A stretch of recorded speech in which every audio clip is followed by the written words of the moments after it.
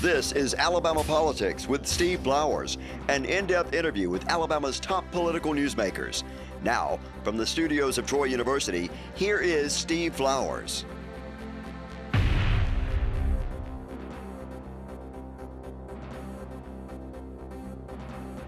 I'm Steve Flowers, and welcome to Alabama Politics.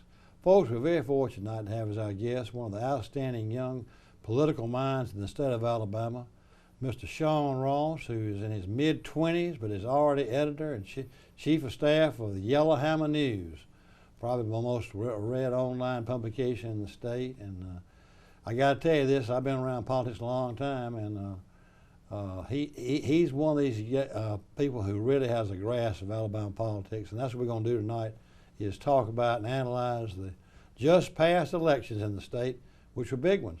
Sean, good to have you on the show. Steve, it's great to be with you. Sean, one of the first things we're going to talk about is, I've seen a lot of elections, but I've never seen the turnout that I saw. I knew it was going to be pretty big, and the strange thing about it, here we are in the midst of the COVID pandemic, and you have record-breaking turnout. I only know about Alabama politics. I don't know about national politics. I follow Alabama politics very closely, as you know. By the way, thank you for running my column in your publication. Absolutely. You do a great job with that. Thank you. I do a lot of historical stuff, and I've watched it a long time. And the turnout was just unbelievable. And I think it was mostly in Republican boxes. I saw it early.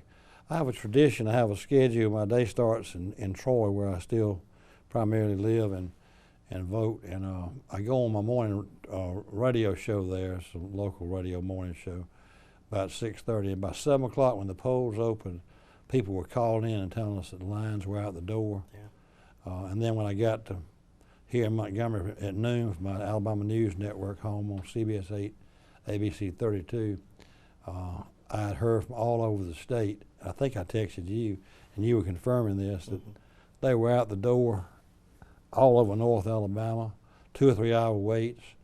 In Montgomery, when you got here, the vote box you vote in, the St. James Methodist Church, where Wind Lakes folks vote, was 2 hour wait. There was a church in Pike Road that Reed Ingram votes in. He told me it was 2 or 3 hours. Wow.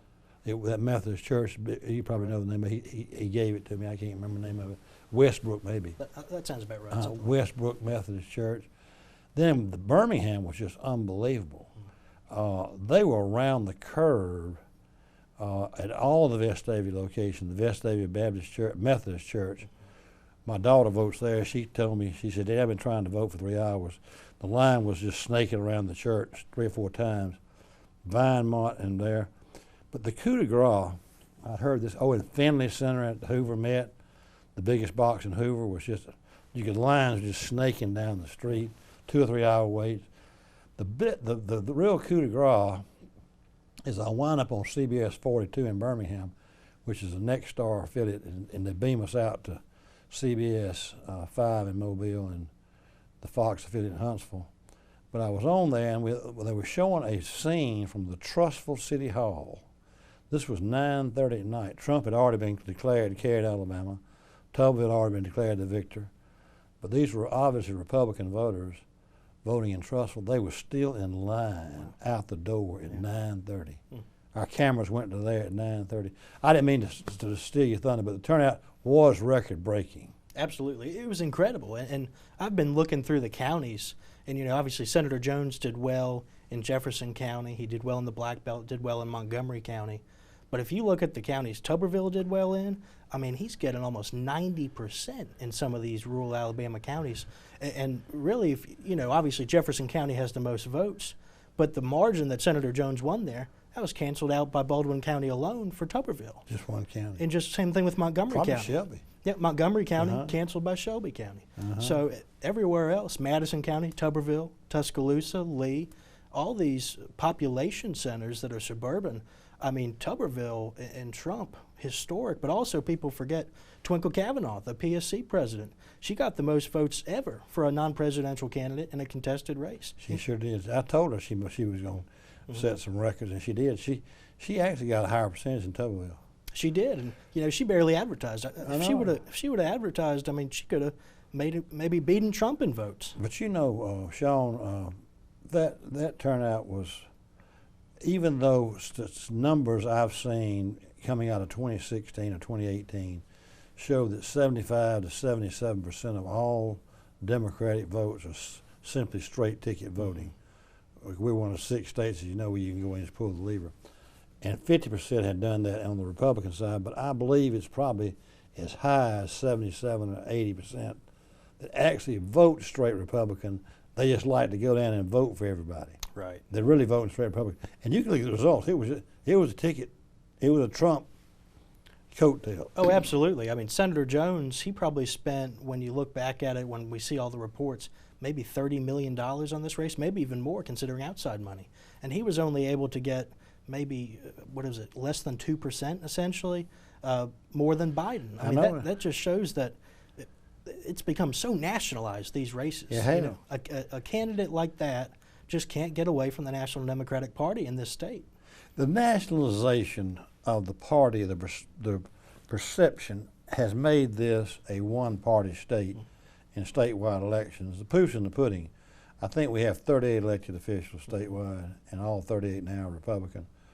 But the straight ticket voting, and it's not just Alabama, it's all over the country. We were pretty pronounced, though. You can look at the ballot and go right down and see it was a straight ticket thing. It was a Republican. And I said this on the night when the legislature went Republican, maybe it was 2010. It was the last bastion. Everything else was, all the office holders, all of our delegation, with except for one, were all Republican. But having said that, I was on CBS 8 and Glenn Howard Brooks was still the anchor on Alabama News Network, and we were sitting there together. He says, it was obvious there had been a wipeout of Democratic office holders. Jim Folsom Jr., the last popular Democrat, had been beaten by Kay Ivey for lieutenant governor.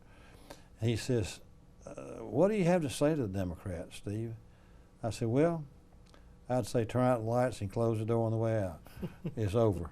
You know, if you've got no room to wiggle.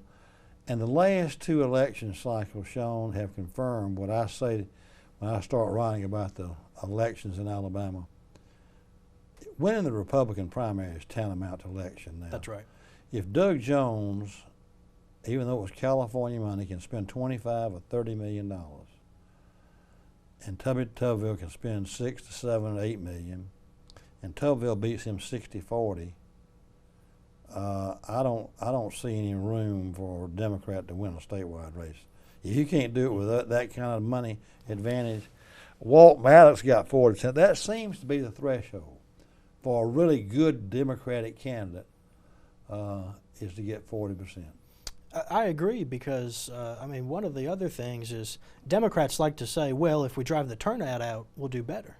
This was the highest turnout election ever. Republicans did better. There are just more Republicans than Democrats in this state. It's that simple. We ain't Georgia. No, we're not. We're not. You know, and I do think this. I do think that the new leadership of the Democratic Party is much better. I think Chris England is a really good quality leader, and Agreed. I think he's new generation, and they will do things more modern. But they got to realize the limitation is when Walt Maddox got ready to run, he never had to show his hand whether he was a party person or not, being mayor of Tuscaloosa. But he called and asked my opinion. I said, Walt, you're a good man, you'll be a good candidate, but I don't think you can win as a Democrat in Alabama. Yeah. No, not statewide. Not statewide. Not statewide. There's going to be, there's areas, you know. Now, having said that, let's talk about going forward. If we have give me your thoughts on the Tubbville-Jones race, your final thoughts. Straight ticket voting. I thought Tubbville ran a masterful campaign. Absolutely. One of the things that's getting lost is that Tommy Tuberville was a generational candidate. I mean, he came in, having never been in politics before, and beats a popular congressman, our former U.S. Senator, former Attorney General. Obviously, we had the Secretary of State in the race at one point. It was a crowded field, and Tuberville was always going to win. I think that's what's getting lost is that, Trump came in for him in the runoff, all this stuff. Tuberville is just a candidate like we've never seen before in the state. Well, he was a good candidate. People didn't realize that. You know, he took to the script and laid low because that was the way to do it. That was the proper way to do it. But when you saw him, actually, the election night, I was watching him when he won the Republican primary, and the guy's a heck of a good speaker. He is. He comes across as being sincere and tough and strong. Yep. You know, you can see why he likes Trump and why Trump likes him. That's right. People vote with their guts and their hearts, and that's what a lot of these people in the media don't get. People like Tommy Tuberville. They trust him. He sat right where you were sitting when he first ran, and I asked him, we were sitting having a conversation like this. He was on this show, and we talking about his race. I said, Coach, you know, this is a one-party state. You win that primary, you can probably go fishing and play golf. And he could have. Yeah. But you know, back to that though, Sean, I don't know whether he did it instinctively. I think he did because that's where his heart was. But if you're a political consultant, you know, when they take a candidate, they say, now here's the playbook. And you got to go by it. I know you think you know more about politics than I do, but I'm your consultant. And here's what you're supposed to say, and here's what you're supposed to do, and here's how you spend your time. And I want you to take this message, and usually they tell you to keep it simple. That fella, he may not have the knowledge of the intricacies of government, but he knows how to read a playbook. He ran the perfect campaign. Right. Which was not to get involved in controversy. Yeah. And just stick to the Trump train. That's right. And he rode that Trump train all the way to Washington. Yep. And he really did have a good campaign team too. I mean, I'm probably going to miss some people, but Paul Shashy was his campaign manager, did a great job. Nathaniel Ledbetter, the House Majority Leader. I really like Ledbetter. Yep. Tom Watley was an early supporter. Yeah, I like all those guys. And I'm going to miss some people, and then Axiom out of D.C. This was the first big win for Axiom Strategies in the state. So, really great win for them. And are they out of Washington? I think they might actually be based in the Midwest, but they certainly have a Washington presence. And it was Trip Skipper who got coach in this race too. He got him, taught him in running. He did. Yeah, he did. Will he go to Washington with him? Will he be on the staff, you think? I'm not sure. The staff's going to be interesting to see how that shapes out. I think that's going to be important. Coach having never been in politics, and hopefully my advice to him would be really to lean on Senator Richard Shelby, who is this state's greatest asset. And I think Shelby can really help Tuberville put his staff together and become a force in Washington. I think so. He's sincere. I mean, he really wants to be a conservative voice in Washington. I think he will be. I don't think he'll be a wallflower. No. I don't think he will. That statement he made election night sent a message across the bow, this is a message, you liberals, go to hell and get a job. But he couldn't script that any better. No, and they took a picture with all the Republican freshman senators with Majority Leader McConnell yesterday in Washington, D.C. Guess who's standing right next to McConnell? Tuberville. He's going to be popular up there. Yeah, he will be. He's a personal guy. He is. You can't help but like him. I like him. And he'll do a good job. Now, having said that, Trump got 63%, which broke his record from before. He set the record for the most votes. Tuberville got the most for any Senate candidate in history because of the turnout. Twinkle got the most votes from any statewide office for that. Alabama's a one-party state. It sure is. Statewide. I think you've got enclaves where the thing, so having said that, you and I, as political observers, have a great situation to look forward to as we begin 2022. And as you know, they'll be starting now. Oh, yeah. Yep. I'm already getting calls about it. Are you? Yep. Let me tell you what I'm hearing about the Senate. I'm certainly not going to be the first one to say this, but let's say that Senator Shelby does indeed not run for re-election in 19, and he is currently 86. He'll be 87 in May, 88 come election year, and odds are he will not run, and we will lose all of our power in Washington, essentially. Chairman of Appropriations anyway. Who do you see jockeying for that Senate seat already? Well, it seems like John Merrill is putting his name out there already. Gary Palmer seems to be talking a little more. Mo Brooks is a possibility. One of the people that I think would be an immediate front runner and a fantastic U.S. Senator is Katie Boyd Britt at BCA. I think, I mentioned Tommy Tuberville as a generational candidate. Katie Boyd Britt is a generational leader. And I think our state could use that. And, she's somebody, who is relatively young and could get up there and follow in Senator Shelby's footsteps. Well, I got to tell you, as you know, Senator Shelby and I have been friends a long time, and I'm close to him. He really likes Katie Britt, and he may openly get behind her. Yeah. Which, as you know, in politics in Alabama, you can't transfer votes, but you can sure transfer money. And money is the mother's milk of politics, especially in the Republican primary. I think Katie would sell. And she's a great conservative. She's down there from the Wiregrass, which is a really great thing to be in a Republican primary, and she is whip smart. I think she would really impress some people. Of course, she's in a pretty good position where she is now. Absolutely. Head of the BCA. But do you think she runs? That's a good question. I haven't talked to her about it, but I'll say if she runs, people better watch out. Here's the thing I'm trying to ascertain and see if you're on the same page with me.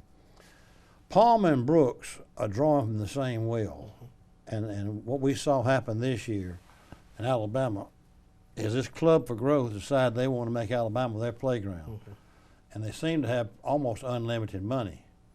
And the word is that they're going to get involved in that Senate race. And Brooks and Palmer both on their team. What happens with those two guys? I'm told that Palmer's really being enticed to run by the Club for Growth, that he really does not, that was not his choice. Is that what you're hearing? But they're courting him. Yeah. It seems like Palmer is further in than Brooks is. I think Brooks, he ran in 2017 and fell a little bit short of making that runoff. Palmer's never tried statewide before, and I think he's getting out in the Mobile market. He's on radio in the Huntsville market now too. Palmer is. So I think if I had to kind of set the odds, I think Palmer is a little more likely than Brooks right now. Well, I would say this. I would think if the Club for Growth is going to spend money, that they would go ahead and tell one of those two, we're going to be behind you. Right. And that would give Brooks, knowing that he's not going to get that money. Absolutely. If they're going to back Palmer. And that way, with that kind of money, one of those will be formidable. Absolutely. And with congressional already being in Congress, they have the ties to raise some more money too. That's right. And so I wouldn't count either one of those congressmen out. And I wouldn't count Merrill out either because he's got the best grassroots organization in the state. So that wouldn't count him out. You seen it? You think Merrill's looking at it, Brooks is looking at it, Palmer's looking at it, Katie Britt's looking at it. Do you see anybody like a Jimmy Rain who's real rich getting in there? I don't think Jimmy would do it because I think he'd made a decision 2 years ago he was not going to get in there. Right. And I think if he'd been 60 rather than 75, he might. But he realizes the importance of seniority. Anybody else? I don't see anybody like that in this race. I'm sure we'll have a surprise or two, maybe a state legislator, even though the state legislature is not somewhere where you can rise to be a U.S. Senator. It just doesn't work with name ID. But maybe even somebody like Bradley Byrne. What is he going to do next? Because he's still very active. Folks, I've seen the same thing. I get things from him every day. I'm not sure Bradley Byrne's not in that race. Yeah. I think he may be in that race. I really do. And he comes from a vote-rich area. He does. He was still carrying Mobile, I think. That's right. That's and right. Baldwin. Sean, let's go to the governor's race. The $1 million question for 2022, does Kay Ivey run? What's your gut tell you? That's the big domino. Especially when she won in 2018, I would have told you no way. Me too. But now I think it's a coin flip. I think it's a total coin flip. And, if she does not run, Will Ainsworth is definitely the presumptive favorite to be our next governor. And then down ballot, I think we see a lot of dominoes fall too. Because if Ainsworth is moving up to governor, I think Twinkle Cavanaugh is the front runner for lieutenant governor. So, no question. I think if Twinkle wants to move over there, she would be the favorite if that's the case. But I'm like you. When Kay Ivey won in 2018, almost everybody thought unanimously that she was a one-term governor. But if she rocks along up to June and nobody is challenging her, why wouldn't she run? You see, right. If she can get a free ride, and you know politics well enough to know that if you're going to run for governor or U.S. senator, if the primary is in June of 2022, you've got to start running in June of 2021. You better have a staff in place. You better have the fundraising going. You better be running. That's right, and it's going to be very hard to fundraise against a popular incumbent governor like Kay Ivey. It really is. Which brings me to talk about fundraising. Here's the thing we're missing. Why 2022 is stacking up to be the most enjoyable race in the world for someone like me who's a political junkie and writer and commentator. Not just the Senate race, not just the governor's race, but you've got numerous members of the Supreme Court on the ballot. You've got those races, and some of them may be contested. You've got a lot of the secondary statewide offices will be open, Merrill's, Ziegler's, those, and some of those will be running for re-election. But the bigger picture is all 140 members of the legislature are going to be running under new lines, which is going to invite some of them to quit if they don't like the way the district's shaped up. So some of them are going to quit anyway. Del Marsh is quitting. Right. People like that are going to go by the wayside and decide not to stay in the legislature. If you change their district, they don't want to get out there and meet new people and liable to get an opponent. I don't care how you've got, every line's got to change. Nobody's district is going to remain the same. And as you know, that's where the money goes, is legislative races. Oh yeah. State Senate and state House races, that's going to pick up. That's going to be big, real big. The legislature, and then if we lose a congressional seat, all 6 members of the legislature of the Congress are running under new lines. This is one of the most active and exciting times in Alabama politics in modern history, Steve. I mean, there's just so much going on. And I think with the coming 2021 regular session of the legislature, hopefully we're able to have that in a somewhat normal manner. That's going to be big for this upcoming election season, because I think a lot of the freshman members are worried that, well, our year last time was short and we don't have much to run on right now. What are we going to run on? Well, that's true, and I'm not sure that they. I was talking to one of the veteran House members, who's one of my best friends, and I was talking about reapportionment with him. A lot of these legislators are not like my generation, where we grew up knowing we were going to be in politics, and we understood the process. We knew how important reapportionment was. These guys are business folks or something, just happened to stumble into politics. They don't understand about reapportionment. Right. They don't comprehend that reapportionment is going to change their district, and they're not getting ready for it. And here's the other thing, it's got to be done quickly. See, in 2010, after the 2010 census, you had the luxury of the legislature not run in 2014. So they had 4 years to draw the lines. We didn't lose a congressional seat, so most of the congressmen were just left alone. So they did congressional reapportionment in 2011, legislative reapportionment in 2012. This year, you've got to do both of them, probably in a special session separately, by June. Yeah. Do you see what I mean? And that's going to be on their mind, not to count. You've got a lot of state problems. You do. That got to be addressed. Prisons, still in my mind, has not been adjudicated. You're right. I think there's some problems surfacing in prisons. And I'm hearing very strongly that we're going to see a gaming package put forward. And I think the governor, is going to have some skin in the game on it. Obviously, she did the commission, and before she had said, well, I don't really have a stance on the lottery, for example. That's up to the legislature. It seems now, I think she's going to become more active on that, and we're really going to see a competitive push, I would say, in the legislature to get a deal done finally. That'd be interesting. It would be. It'd be good for Alabama. It would be. We need to join the mainstream on that issue. I think most Alabamians will agree with that. Yes, sir. You probably polled it. I've seen polling. I mean, the lottery, especially on a bipartisan basis, is popular. In gaming now, it has a plurality at least. So yeah, well, because most people are like me. I don't know how to gamble. I probably wouldn't buy a lottery ticket, but I guarantee you, I want my money to stay in the state. Right. I don't want my neighbors having to drive to Cleveland County or Panama City Beach to get a lottery ticket. That's right. That's just ludicrous. Yep. Just to give our money to other states. That's all you're doing. It is. It is. And that's what people would vote for. That's right. Even if they didn't care about it, buying one. Yep. But other aspects of gambling need to be looked at too.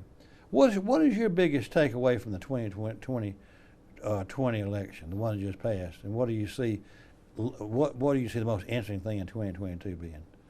You know, in our last 2 minutes. the biggest takeaway for me is that we are nowhere close to Georgia. I think that Georgia is becoming essentially this sprawling suburb, and it truly is a purple state. It looks like Joe Biden right now is going to win Georgia. Yeah. We're going to have 2 big runoffs over there. That's not us, and we're not trending that way either. We're a solid red state, and even with the growth in Madison County, that's still a Republican area. Because if you look at it, you've got a lot of manufacturing jobs up there who are voting Republican. So we're a red state, and moving forward, the election season starts now for 2022, and I think we just had one of our most consequential elections ever, Tommy Tuberville beating Doug Jones. But with Senator Shelby, probably the best statesman we've ever had in the state, huge shoes to fill. So we have a lot to figure out. 2022 it will be, and I've been following it for a long time, as you know, and I got to tell you that is beginning to loom as one of the most fun years for a political person like me to watch that I've ever seen. And I don't discount how interesting the legislative races are going to be.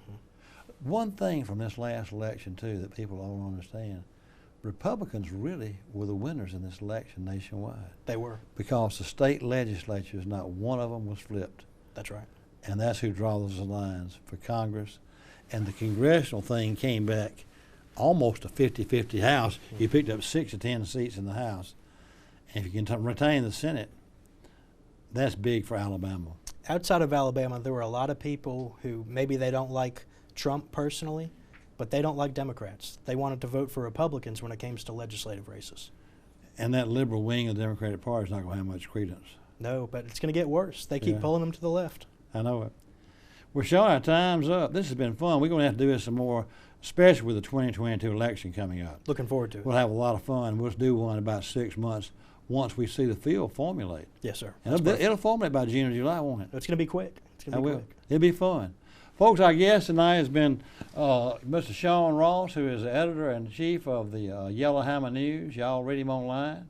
He runs my column on the weekends in the Yellowhammer News, and we thank him for taking time out of his schedule to be with us, and we'll have him back again. We'll just talk politics on what's called Alabama politics. We thank you viewers for watching. Hope you tune in again next week. Thank you for watching. Thank you, Sean. Yes, sir.